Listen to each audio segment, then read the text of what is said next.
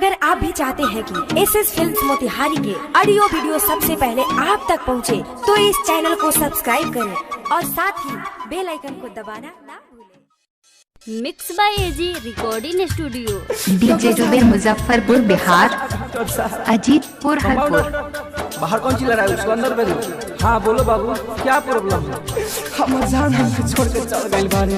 जुबेर अली ओखला बिना नाजी पाए। हम के भुला जाए नहीं तो हम जब सोच दी हम पागल हो गया है। इसका भी दवाई कहीं मिलता है? इसे बाहर निकाल दो। तोहर जितना पैसा होके डॉक्टर देह बताला दो, देह बताला दो ओकर चेहरा भुला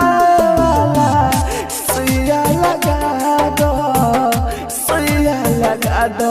हमारा दिल में केहू बसल बा, दिल से भगा दो, दिल से भगा दो ऊपर चेहरा बोला सुइया लगा दो, सुइया लगा दो। डॉक्टर साहब जाता है कि नहीं बाहर? नहीं डॉक्टर साहब प्लीज, हम जान हम छोड़ के चल गए। आज तक तुम्हारे जैसे मरीज कभी नहीं देखे। अरे डॉक्टर साहब क्या करूं मैं? जुबेर अली ओखला बिना नाजी पाए। नहीं डॉक्टर साहब, हमारा दिल दुख रहा है डॉक्टर साहब। क्या तुम सब पागल हो गए?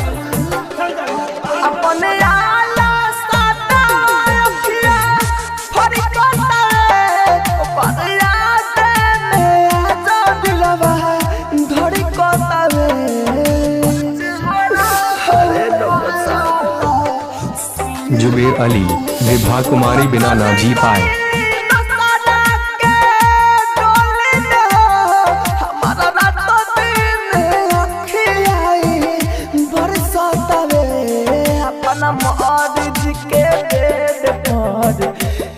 जे सुता दो, जे सुता दो ओकर चेहरा बुलावे वाला सुइया लगा दो, सुइया लगा दो।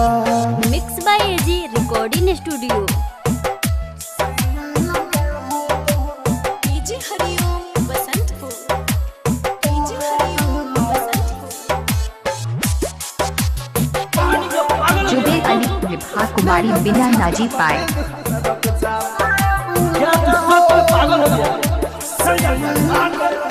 अब ना घुटा घुटे के हम जिए पानी बहा, प्यार ना सफल भइल है गुनगुनाई बेहो। मोहम्मद जुबैर खान, डीजे मोबाइल नंबर 6209065484 दीपा कुमारी।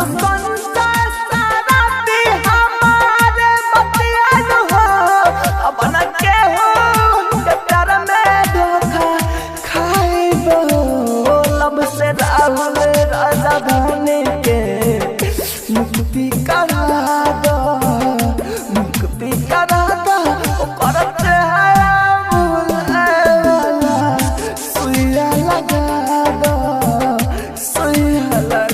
DJ Zuber contact number 6209065484।